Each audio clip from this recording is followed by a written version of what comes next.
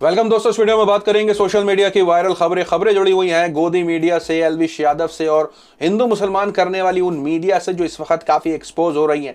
लेकिन शुरुआत करना चाहेंगे आपके साथ, क्योंकि आज बुलेटिन में सिर्फ मीडिया का चर्चा है, क्योंकि खास तौर पर मीडिया ही है जो खबरों को परोसती है और विपक्ष को विलन दिखाती है, और जो सरकार है उसको जिस तरीके से पेश करती है, इस पर काफी सोशल मीडिया पर चर्चा हो रही थी। जहां रूबिका लियाकत भी ट्रोल हो रही है और नविका कुमार के साथ जो है वो कचड़ा नविका हैशटैग ट्रेंड कर रहा है। उन सारी वजह जो है, इन सारी खबरों की वजह इस वीडियो में शेयर करेंगे। लेकिन आईटी सेल के बारे में भी चर्चा करना जरूरी है, क्योंकि जब ये फोटो आपकी स्क्रीन पर प्रधानमंत्री नरेंद्र मोदी का शेयर किया गया, बताते हुए कि अमेरिका की एक मीडिया ने जो है वो मोदी जी के बारे में तारीफ करी है और अपने अखबार में छापा है। न्यूयॉर्क टाइम्स का हवाला दिया था और आईटी सेल को एक्सपोज करने लगे सोशल मीडिया पर। लोग कहने लगे कि सितंबर स्पेलिंग होनी चाहिए, सेप्टेम्बर क्या होती है। मतलब वहां एक्सपोज होता है कि ये फर्जी है, लेकिन बात पहुंच गई अमेरिका, और अमेरिका में ये बात पहुंचते ही जो है उन्होंने इसको छाप भी दिया और कहा कि this is a completely fabricated image. मतलब पूरी तरीके से बेइज्जती हो गई। मीडिया की आए दिन बेइज्जती होती है और भारत में जो फर्जी खबरें चलाई जाती हैं वो अगर अमेरिका पहुंच जाए तो फैक्ट चेक जो है वो उन तक को करना पड़ जाता है। अब इस पर खिंचाई होने लगी भारतीय जनता पार्टी की आईटी सेल की। तो दूसरी तरफ शेयर कर दें कि नवजोत सिंह सिद्धू ने रिजाइन किया कल और कन्हैया कुमार ने ज्वाइन किया कांग्रेस को। अब इस खबर के निकलने के बाद सोशल मीडिया पर डिबेट्स तो होनी थी, गोदी मीडिया में भी डिबेट्स होनी थी। डिबेट किस तरीके से हो रही थी वो शेयर करने से पहले बता दें कि अर्चना पूरन सिंह भी जो है वो ट्रेंड करने लग जाती हैं। वजह यह है कि नवजोत सिंह सिद्धू जब रिजाइन करते हैं तो लोग ये कहने लगते हैं कि अब इनका जो जॉब है, इनकी जो कुर्सी है वो खतरे में आने वाली है, क्योंकि अब वो जॉबलेस हो जाएंगे। तो जाहिर सी बात है कपिल शर्मा शो में जाकर के हो सकता है वो वापस से उस चेयर में बैठे जहां वो ठाके लगाएं, जहां वो हंसे। सोशल मीडिया पर ट्रेंड करने लगी अर्चना पूरन सिंह। आपकी स्क्रीन पर लिख रही हैं जॉब संकट में है, तो बड़े पत्रकार इस पर टिप्पणी करते हैं कि अर्चना पूरन सिंह की कुर्सी पर खतरा। यहां इस पर डिबेट हो रही होती है, तो दूसरी तरफ कन्हैया कुमार की जब कांग्रेस में ज्वाइनिंग होती है तो इस पर मीडिया किस तरीके से टिप्पणी करता है वो आपकी स्क्रीन पर। न्यूज 18 उत्तर प्रदेश लिखता है, जो देश विरोधी नारे लगाए वो कांग्रेस को भाए। कांग्रेस का हाथ लेफ्ट वाले कन्हैया के साथ, डूबती कांग्रेस को अफजल, फ्रेम गैंग का सहारा। 2022 में कन्हैया भरोसे कांग्रेस, बड़ी बहस दोपहर 2:45 बजे। मतलब जिस तरीके से वो खबर चला रहे हैं और जिस तरीके से उन्होंने विपक्ष को दिखाने की कोशिश करी कि वो किन किन संस्थानों के साथ, कौन कौन सी ऑर्गेनाइजेशन के साथ, सोशल मीडिया पर टुकड़े टुकड़े कांग्रेस भी ट्रेंड कर रहा था। तो यहां देखा गया कि मीडिया किस तरीके से उसको रखने की कोशिश कर रहा है और विपक्ष पे हमले बोल रहा है। तो इसी पर पत्रकार लिखती हैं कि मुकेश अंबानी का जो चैनल है वो बिजी है फर्जी खबरों को फैलाने में। जी हां, अब इसके बाद सोशल मीडिया पर देखा गया कि पंजाब मामलों पर डिबेट हो रही थी, क्योंकि पंजाब की जो सियासत है काफी गर्माई हुई है। जहां देखा गया पिछली बार कैप्टन अमरिंदर सिंह ने इस्तीफा दिया चीफ मिनिस्टर के पद से, तो आज जो है वो नवजोत सिंह सिद्धू ने दिया। सोशल मीडिया पर डिबेट हुई, गोदी मीडिया में डिबेट हुई। गोदी मीडिया पे जो डिबेट हुई उसी पर सोशल मीडिया पर डिबेट हो गई, क्योंकि नविका कुमार राहुल गांधी पर, क्योंकि वो जो पंजाब सियासत पे डिबेट कर रही थी उसके अंदर उनके मुंह से जो लफ्ज निकला है वो काफी आपत्तिजनक है, जिसको लेकर के इस वक्त सोशल मीडिया पर हैशटैग कचड़ा नविका ट्रेंड करने लगा। उन्होंने क्या कहा, एक झलक इस वीडियो में डालें। And say that okay, now I've sorted out Punjab, I've earned my vacation and I'll go for vacation. And the day he returns, I'm sorry. On the day he returns, Oh my God, Punjab, what word did you use? Punjab, is still in the headlines for all the wrong reasons. Social media पर hashtag के साथ साथ लोगों ने नविका कुमार से मांग करी कि वो माफी मांगे। जी हां, जो आपकी स्क्रीन पर गौरव पांधी इस पर लिखते हैं कि कैसे हिम्मत हुई कचड़ा नविका की कि वो राहुल गांधी जी के बारे में ऐसे लफ्जों को इस्तेमाल करे। विपक्ष के नेता हैं और उन्होंने मांग करी और वार्निंग दी टाइम्स नाउ को और नविका कुमार को कि वो माफी मांगे। तो इस पर छत्तीसगढ़ के मुख्यमंत्री भी लिखते हैं, मीडिया को निशाने पर लेते हुए वो लिखते हैं कि कान खोलकर सुन लिया जाए, राहुल गांधी जी इस समय विपक्ष के प्रमुख नेता हैं। उनके बारे में अभद्र भाषा का प्रयोग कांग्रेस कार्यकर्ता कतई स्वीकार नहीं करेगी। लोकतंत्र के चौथे स्तंभ का दायित्व निभा रहे हर मीडिया का पूर्ण सम्मान है, लेकिन मर्यादा नहीं भूलना चाहिए। जी हां, नविका कुमार के उस बात पर जो है वो हंगामा मचा और इस पर जो है पत्रकार लिखती हैं कहते हुए कि नोएडा चैनल के अब इतने बुरे दिन आ गए हैं कि उन्हें बताना पड़ता है कि वो अपनी भाषाओं को संभाल कर के रखें, और वो काफी जो है काफी नाराज दिखते हैं और वो कहते हैं कि what a pathetic fall for anchors. मतलब पत्रकारिता का अब इस तरीके का हाल हो गया है कि वो अब उनको ऐसी भाषाओं को टेलीविजन पर बैठ करके सुनना पड़ रहा है लोगों को। दूसरी तरफ शेयर कर दें आपके साथ कि इस पूरे मुद्दे पर जो है वो जब मांग होती है नविका कुमार से कि वो माफी मांगे तो वो माफी मांगती हैं।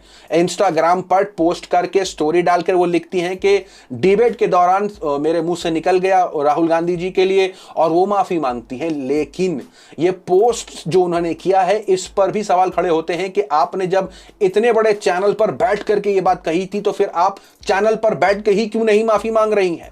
यहां इस पर लिखा गया कि आपकी जो माफी है वो काफी शर्मनाक है, ये माफी एक्सेप्टेबल नहीं है।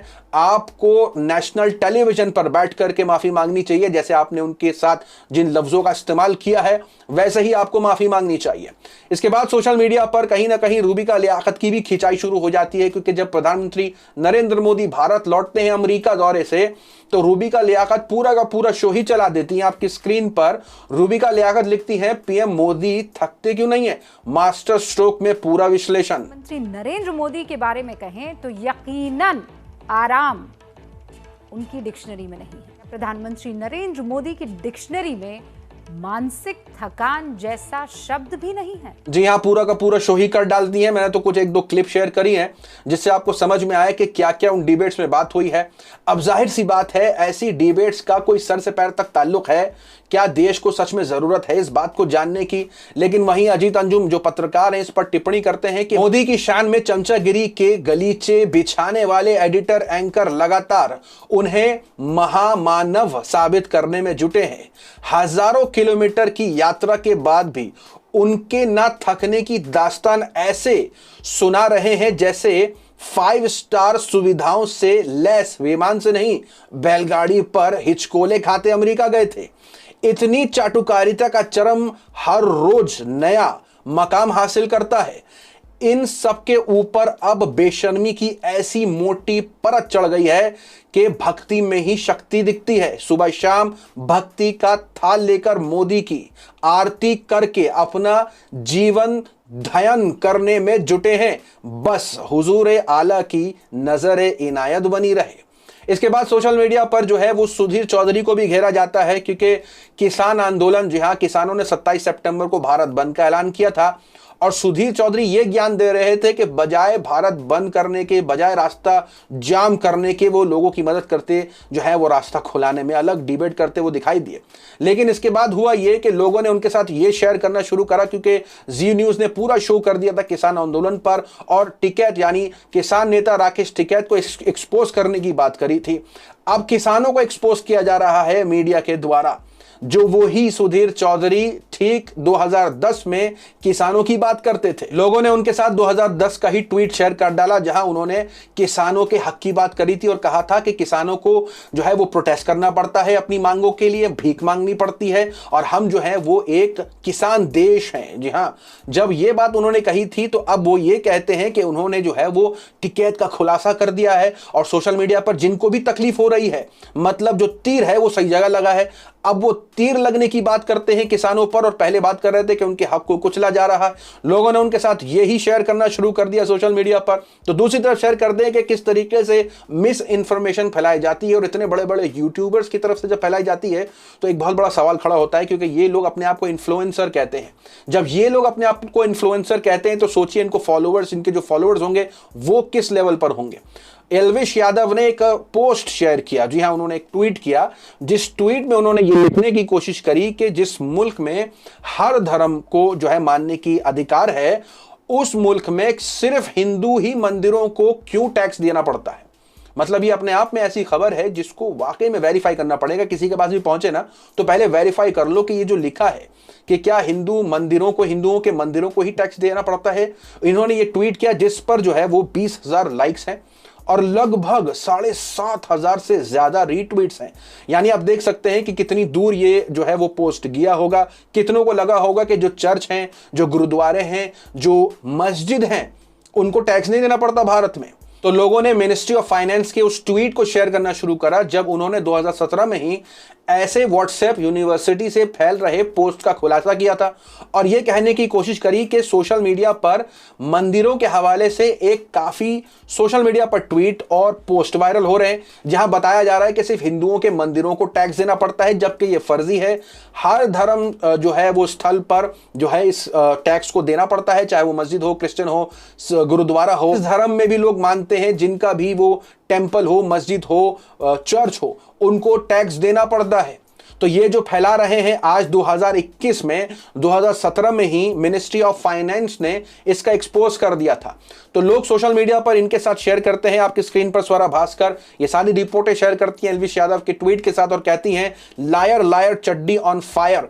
और इस पर जुबैर लिखते हैं कि 7,500 से ज्यादा रीट्वीट्स हैं, 20,000 से ज्यादा लाइक्स हैं। अपने आप में चौंका देने वाली बात है, जिसका एक्सपोज 4 साल पहले कर चुकी है मिनिस्ट्री ऑफ फाइनेंस, उस पर अभी भी चर्चा हो रही है। दूसरी तरफ शेयर करें आपके साथ कि किस तरीके से रिपोर्टिंग होती है और रिपोर्टिंग को आपके सामने कैसे रखा जाता है, आधी अधूरी, पूरी कंप्लीट नहीं, क्योंकि मीडिया का काम होता है कि अगर किसी खबर को 1 महीने पहले कवर किया और उस पर कोई अपडेट आई है तो उसको वो अपडेट करते हैं। वेबसाइट है, कर सकते हैं, वीडियो नहीं है कि नहीं कर सकते, वीडियो के लिए दोबारा बनानी पड़ती है, लेकिन वेबसाइट पर फिर से आप लिख सकते हैं एडिट करके। लेकिन खबर शेयर करी थी ऑप इंडिया ने आपकी स्क्रीन पर। ऑप इंडिया ने लिखा था मुरादाबाद की खबर बताते हुए कि कैसे एक हिंदू लड़की को सलमान नाम के लड़का और उनके भाई उठाते हैं, जी हां उठाते हैं, जबरदस्ती करते हैं, मोलेस्ट करते हैं और उसका जबरन धर्म परिवर्तन कराने की कोशिश करते हैं इस्लाम में। अब ये खबर को उन्होंने जैसे कि तैसे छोड़ दिया है। 1 अगस्त की ये रिपोर्ट है जिसको उन्होंने अपडेट नहीं किया है। और मैं बता दूं ये पहली बार नहीं है, इस पर क्या अपडेट है वो शेयर करने से पहले बता दूं न्यूज लॉन्ड्री की क्या इस पर अपडेट है। न्यूज लॉन्ड्री ने एक्सपोज किया है कि पिछले 2 सालों में 25 से ज्यादा फॉल्स खबरें फैलाई ऑप इंडिया ने और 14 से ज्यादा मिस रिपोर्टिंग करी है। मतलब किसी खबर को किसी तरीके से दिखाई है। जहां पिछली बार हमने भी शेयर किया था कि बिहार में यह दिखाया था कि कैसे हिंदू बच्चे की बलि दे दी थी मस्जिद के अंदर मुसलमानों ने, जहां बिहार की पुलिस ने जो है वो उनके ऊपर मामला दर्ज किया था ऑप इंडिया के ऊपर। लेकिन सिलसिला जारी रहा, सिलसिला खत्म होने का नाम ही नहीं लिया। आज भी ऐसी खबरें आती हैं जो इनकम्प्लीट होती हैं और ज्यादातर तो वो फर्जी चला देते हैं जहां भी मुसलमान एंगल उनको मिल जाए। लेकिन जिस तरीके से न्यूज लॉन्ड्री ने एक्सपोज किया है और जिस तरीके से अब रिपोर्ट निकल के आई है उस खबर की जो उन्होंने 1 अगस्त को शेयर किया था सलमान के नाम के साथ और कहा था कि उनके भाइयों ने एक लड़की के साथ जबरदस्ती करी है धर्म परिवर्तन कराने के लिए, तो अब जो है वो लड़की का बयान आया है। भले से ही 1.5 महीना लगा हो, 2 महीना लगा हो इस रिपोर्ट को सामने आने में, लेकिन कम से कम अपडेट करना उनका काम होता है, अपनी ऑडियंस को जागरूक करना उनका काम होता है। इस पर लोग ये लिख रहे हैं कि ऑप इंडिया कभी फॉलो अप भी ले लिया करो।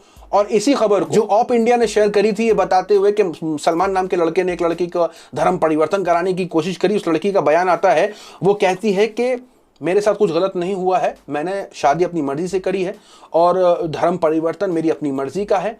और इसको ऑप इंडिया चला रहा था आज से ठीक 1 महीना पहले ये बताते हुए कि कैसे जो है मुस्लिम्स जो हैं वो मिल करके एक लड़की का धर्म परिवर्तन कराते हैं, उसके साथ छेड़खानी करते हैं। लड़की यहाँ बोल रही है कि मेरे साथ ऐसा कुछ भी मामला नहीं हुआ है। सोशल मीडिया पर मीडिया के ऊपर काफी सवाल खड़े हो रहे हैं, जहां विपक्ष को काफी विलन दिखाया जाता है और सरकार को जो है वो थकते नहीं है बताया जाता है। तो बड़े बड़े इन्फ्लुएंसर जो हैं वो अपनी तरफ से पूरी कोशिश करते हैं कि हिंदू मुसलमान जारी रहे और मिस इन्फॉर्मेशन जारी रहे। सोशल मीडिया पर जम करके ये सारी खबरें वायरल हैं। आपकी अपनी क्या राय है कमेंट में जरूर बताएं। मिलते हैं आपसे अगली वीडियो में, तब तक के लिए अपना ख्याल रखें।